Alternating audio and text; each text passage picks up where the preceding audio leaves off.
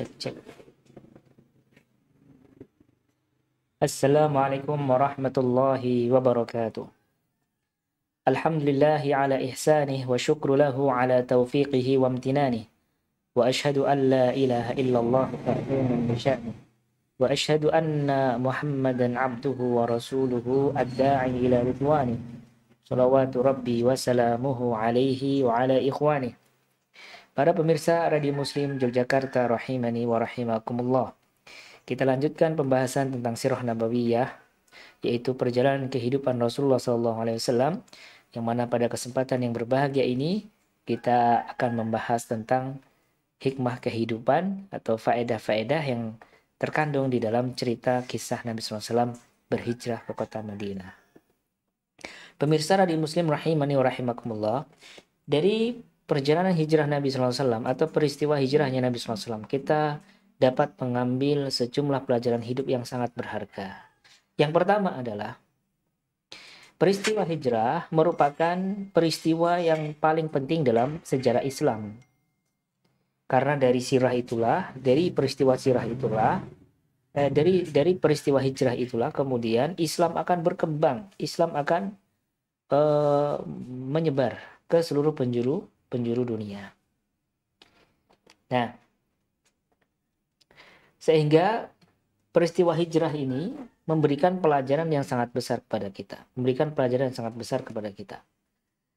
Baik, jadi yang pertama kita bisa pahami bahwasanya hijrah merupakan peristiwa yang sangat penting di dalam sejarah Islam.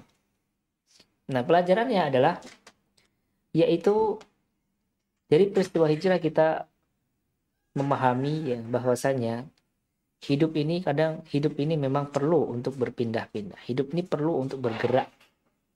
Kapan seorang itu bergerak? Kapan seorang itu harus berpindah?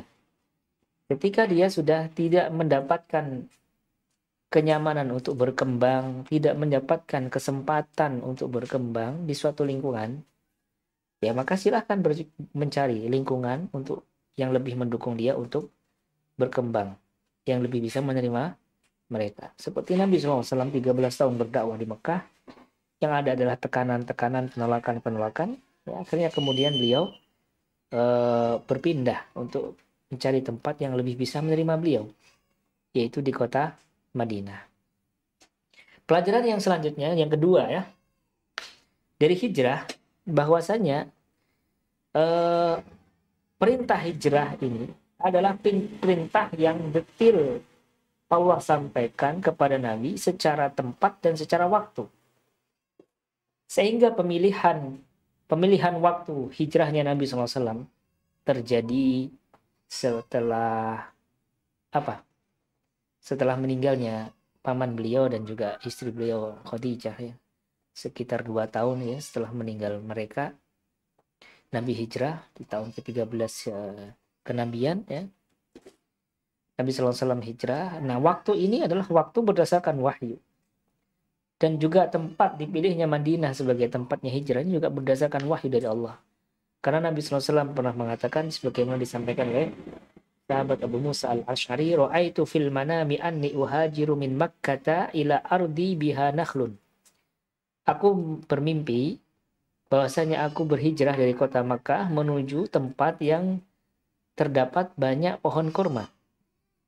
Fadhahaba wahli ila annaha al-yamamah aw hajar fa idza hiya al-madinatu Yathrib. Saya mengira bahwa itu adalah kota Yamamah atau kota Hajar. Ternyata bukan. Ternyata itu adalah kota Madinah Yathrib. Madinah Yathrib ya. Yaitu Yathrib itu nama kota Madinah Al-Munawwarah, kota Al-Madinah An-Nabawiyah sebelum ditempati oleh Nabi SAW ya, namanya Yathrib, kemudian diubah oleh Nabi menjadi Al-Madinah. Baik, pelajaran yang ketiga dari peristiwa hijrah ya adalah para sahabat itu ketika berhijrah ke kota Madinah itu bukan karena di sana ingin mencari kepentingan mereka sama sekali. Kenapa? Karena Madinah bukan tempat yang strategis untuk berbisnis, berdagang. Bukan seperti Mekah. Ya, Mekah lumayan. Mekah orang-orang berdatangan untuk haji, untuk umroh itu kan sudah ada sejak zaman jahiliyah. Nah, tapi kalau Madinah ini pelosok jauh, tidak strategis untuk berdagang, sementara kebanyakan mata pencarian para sahabat yang muhajirin itu adalah berdagang, berbisnis. Jadi mereka itu berhijrah ke kota Madinah itu bukan dalam keadaan happy secara duniawi, tapi mereka happy secara ini, secara ruh. Karena ini perintah Nabi SAW, ini perintah Allah. Allah mewajibkan untuk hijrah, maka mereka hijrah. Ya, hijrah. Mereka udah tidak perhitungan lagi, udah kalau berkaitan dengan agama Allah, tidak perhitungan lagi. Ini udah perintah Allah, perintah Rasulullah. Ini gimana nih bisnis saya? Mereka harus meninggalkan warung mereka, ya kan, outlet mereka, ya kan ya, perusahaan mereka, tinggalkan semuanya di Mekah. Dan ada perhitungan, ini udah perintah Allah, udah. Nah ini pelajaran bagi kita. Kalau sudah berkaitan dengan ini perintah Allah, perintah Rasulullah, bismillah, laksanakan. Tidak perlu kita banyak perhitungan duniawi. Bagaimana efeknya ke nanti ke penjualan, efeknya ke marketing. Yang penting syariat Allah dijaga. Itu yang paling penting hidup itu. Kita contoh para sahabat Nabi SAW. Mereka berani menghilangkan perusahaan mereka. Meninggalkan rumah-rumah mereka. Bisnis mereka. Berpindah ke kota yang sama sekali tidak strategis untuk melakukan dagang di situ, karena di Mekah, di Madinah itu kebanyakan bertani kan. Tapi mereka taat kepada Allah dan Rasul. Kemudian selanjutnya adalah yang keempat. Peristiwa hijrah mengandung keteladanan tentang bergegas merespon perintah Allah dan Rasulnya. Kenapa? Yaitu karena para sahabat tadi, para sahabat semuanya hijrah. Ketika turun perintah untuk berhijrah ke Madinah, mereka semuanya hijrah. Maka responnya para sahabat begitu cepat tanpa banyak mikir-mikir. Begitu mendengarkan perintah Allah dan Rasulnya, respon mereka sami'na wa ata'na, kami dengar dan kami taat. Ya kan? Bukan sami'na wa fakkarna, bukan kami dengar tapi kami pikir-pikir dulu. Cuman dengar doang, mangguk-mangguk di depan, di belakang masih banyak mikir. Nah, itu malah di belakang malah berbeda begitu. Enggak, mereka dengar taat. Nah, ini menjadikan pelajaran, ini adalah sebuah keteladanan yang baik bagi kita dalam merespon perintah Allah dan Rasul. Sami'na wa ata'na. Dan juga menjadi teladan bagi kita tentang bagaimana takutnya mereka terhadap ancaman Allah dalam Al-Quran yang berbunyi falyahdharil ladzina yukhalifuna an amrihi an tusibahum fitnah aw yusibahum adzabun alim. Hendaknya hati-hati mereka yang menyelisihi perintah Rasulnya, perintah Rasulnya. Hati-hati mereka akan terkena fitnah atau akan terkena azab yang pedih. Kemudian yang kelima, para pemirsa radio muslim rahimani wa rahimakumullah, peristiwa hijrah itu menunjukkan tentang manaqibnya Abu Bakar As-Siddiq. Atau peristiwa hijrah itu adalah momen di mana Allah menunjukkan keutamaannya sahabat Abu Bakar As-Siddiq radhiyallahu anhu. Karena Allah Subhanahu wa taala memilih sahabat Abu Bakar As-Siddiq sebagai sahabatnya Nabi yang menemani Nabi ketika berhijrah, yang membantu Nabi, yang menjaga Nabi ketika hijrah, menemani beliau ketika harus bersembunyi di gua Thur selama 2 atau 3 hari di situ. Nah, ini menunjukkan betapa mulianya sahabat Abu Bakar As-Siddiq. Sampai-sampai Allah sebutkan dalam firman-Nya, Thaniyatnaini idh huma fil ghar idh yaqulu li sahibihi la tahzan innallaha ma'ana. Ingatlah ketika Muhammad bersama dengan temannya, mereka berdua berada di sebuah gua. Idh yaqulu, ingatlah ketika sahabatnya berkata kepada yang lain, yaitu Nabi Muhammad berkata kepada Abu Bakar, la tahzan, jangan kalian sedih, jangan kamu sedih. Innallaha ma'ana, sesungguhnya Allah bersama kita. Nah, ini menunjukkan betapa mulianya Abu Bakar As-Siddiq. Makanya juga kemuliaan Abu Bakar As-Siddiq itu dikuatkan juga dengan banyaknya hadis Nabi tentang Abu Bakar Siddiq, pujian-pujian Rasulullah tentang Abu Bakar Siddiq, perilaku Abu Bakar Siddiq yang memang luar biasa, indahnya akhlaknya. Memang beliau ini menonjol dari sisi akhlak, keilmuan daripada sahabat yang lain. Jadi memang betul-betul kemuliaan yang hakiki yang diberikan oleh Allah. Relevan dengan apa yang disampaikan oleh Allah dalam Al-Quran. Yaitu kemuliaan Abu Bakar Siddiq. Baik. Kemudian yang keenam, ya, faedah yang keenam ya, peristiwa hijrah juga menunjukkan kemuliaan sahabat Ali bin Abi Thalib. Dari peristiwa hijrah kita mengetahui betapa mulianya sahabat Ali bin Abi Thalib. Kenapa? Karena sahabat Ali bin Abi Thalib, beliau tidur di ranjangnya, di kasurnya Rasulullah SAW ketika Rasulullah SAW sedang terancam nyawanya.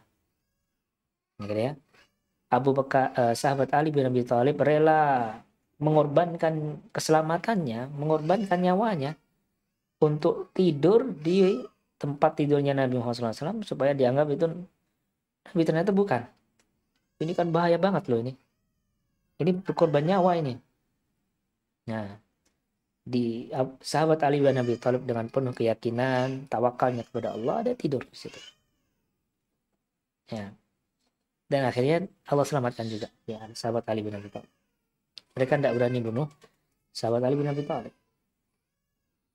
Nah, kemudian juga di dalam peristiwa hijrah itu Rasul Ali bin Abi Thalib mendapatkan amanah, mendapatkan amanah untuk mengembalikan barang-barang titipannya orang-orang kafir Quraisy yang dititipkan kepada Nabi Shallallahu Alaihi Wasallam.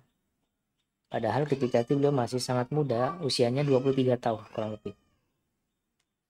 Nah, Ali bin Abi Thalib pernah mengatakan, ahada ilayya nabiyyu sallallahu alaihi wasallam annahu la yuhibbuka illa mu'min wa la yubghiduka illa munafiq.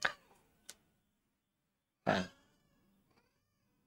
Ahada ilayya, Nabi sallallahu alaihi wasallam pernah mengatakan kepadaku, meyakinkan aku bahwasanya tidak ada yang mencintaimu kecuali orang beriman dan tidak ada yang membencimu kecuali orang munafik.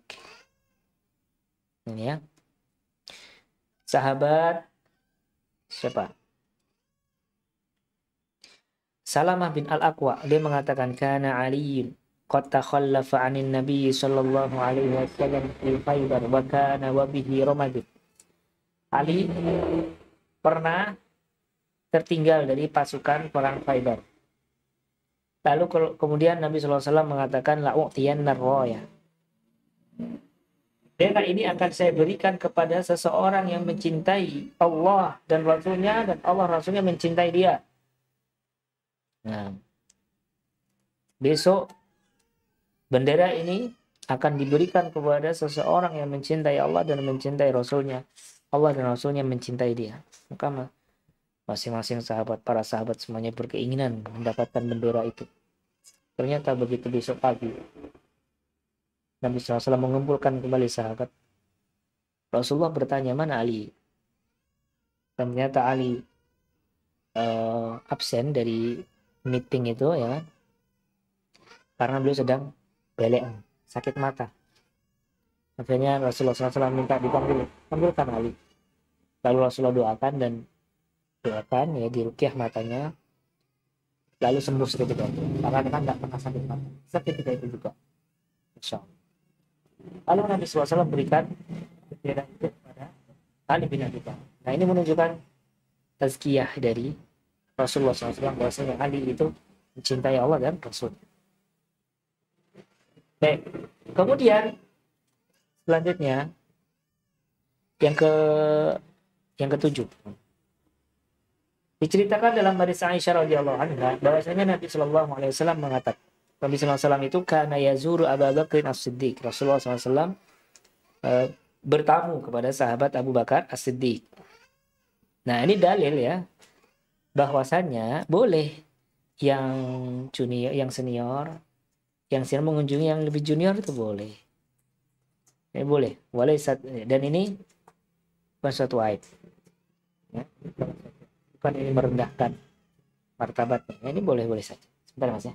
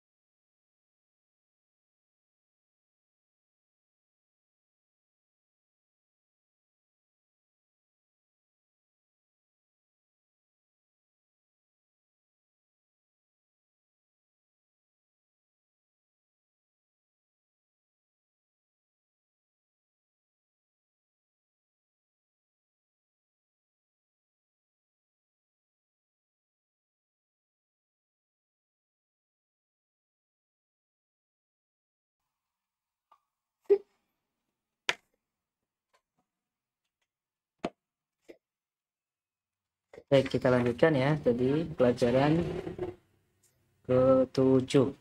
Jadi peristiwa hijrah memberikan pelajaran kepada kita bahwasanya tidak masalah, boleh-boleh saja ketika yang senior mengunjungi yang junior ya. Sebagaimana Nabi SAW mengunjungi sahabat Abu Bakar Siddiq sebelum hijrah.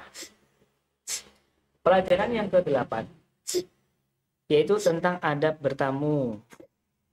Nabi Shallallahu Alaihi Wasallam ketika bertamu ke rumahnya Abu Bakar Siddiq untuk kepentingan hijrah ke Madinah ini, beliau apa? Meminta izin. Fasta'dzana fa'adzinlah. Kata Aisyah, Rasulullah Shallallahu Alaihi Wasallam pun minta izin untuk masuk. Lalu diizinkan oleh Abu Bakar Siddiq. Abu Bakar Siddiq. Nah, ini menunjukkan bahwasanya di antara adab bertamu minta izin kalau masuk rumah. Rasulullah saja minta izin kalau masuk rumah, jangan belang-belang. Jangan ya. Kemudian yang ke-9, pelajaran yang ke-9 yaitu yang berkaitan dengan perintah Rasulullah SAW kepada sahabat Ali bin Abi Thalib untuk mengembalikan barang-barang titipannya orang-orang Quraisy. Nah, sebelum Rasulullah SAW hijrah ke Madinah, beliau meminta sahabat Ali bin Abi Thalib untuk mengembalikan barang-barang titipannya Quraisy. Nah, di sini ada dua pelajaran penting ini. Yang pertama adalah menunjukkan adanya kontradiksi perilaku. Ada perilaku yang kontradiksi yang muncul dari masyarakat Mekah.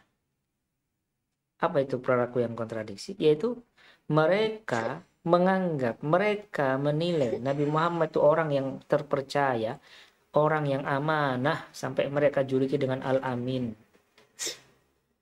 Buktinya sampai mereka itu menitipkan barang-barang berharga mereka itu kepada Nabi Muhammad SAW. Tapi bersamaan dengan itu mereka tidak mengimani Nabi Muhammad. Mereka menganggap Nabi Muhammad kalau bicara tentang agama mereka nggak percaya. Ini kenapa? Ini kan perilaku yang kontradiktif. Kenapa dalam masalah harta percaya, dalam masalah wahyu mereka nggak percaya? Kan ini kontradiktif. Sudah tidak ilmiah perilaku mereka ini.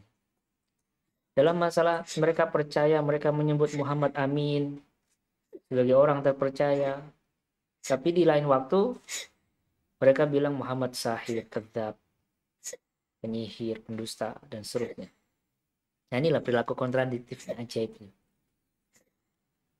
Subhanallah, betapa sabarnya Nabi ya. Nabi dititipi barang mereka, ya kan ya, membawa tanggung jawab besar ya, dititipi barang mereka, dijaga dengan penuh amanah. Tapi di luar mereka jilat-jilatkan Nabi. Itu kalau subhanallah betapa beratnya cobaannya Nabi SAW.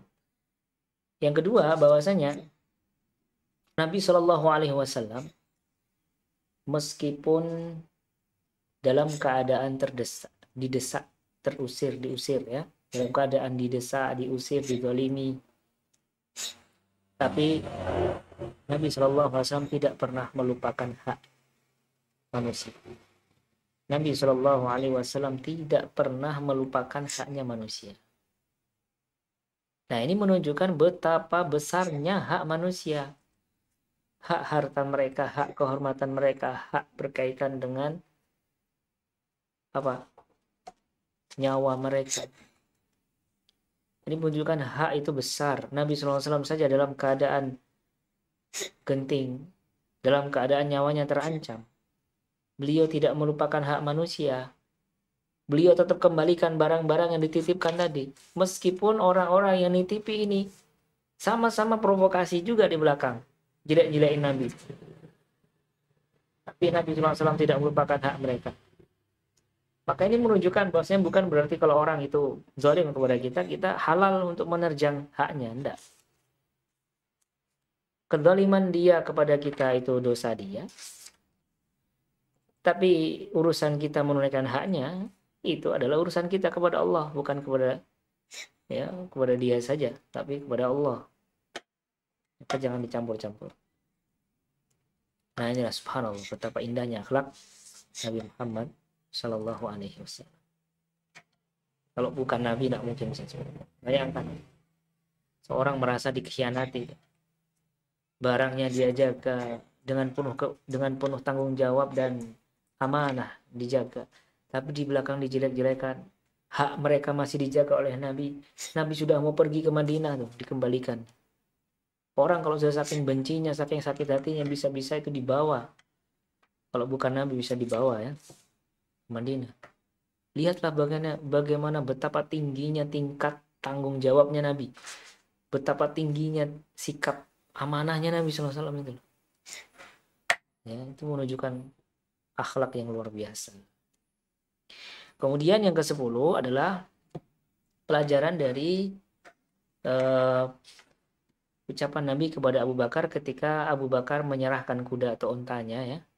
Menyerahkan tunggangannya, untanya ya kalau nggak salah. Nah, Nabi bilang bisanan. Tolong berapa harganya? Harganya berapa? Ya meskipun pasti ya Abu Bakar tidak enak lah ngapain. Pakai aja Rasulullah gitu kan. Tapi Nabi mendesak, pokoknya bisaman. Saya tidak mau pakai kecuali kamu jual ke saya. Mau jual ke saya. Nah, ini apa hikmahnya dari sini? Nah, ini hikmahnya adalah bahwa Nabi SAW pengen menggunakan hartanya dalam hijrah ini. Makanya beliau pengen hijrahnya apa yang beliau miliki pengen untuk ibadah kepada Allah. Dalam hal ini hijrah. Nyawanya, jiwanya, fisiknya, pikirannya, termasuk hartanya juga. Biar diborong semuanya sama Nabi. Makanya Nabi SAW bilang bitsaman, pokoknya ini dihargai aja berapa, anak bayar aja. Jangan kasihkan, anak mau bayar. Karena untanya mau tak pakai untuk hijrah. Biar pahalanya hijrahnya makin sempurna. Nah ini loh, kecerdikan dalam beribadah. Jadi seorang muslim itu seharusnya contoh Nabi SAW. Pikiran inovatif kita ini jangan hanya digerakkan ketika masalah bisnis duniawi saja.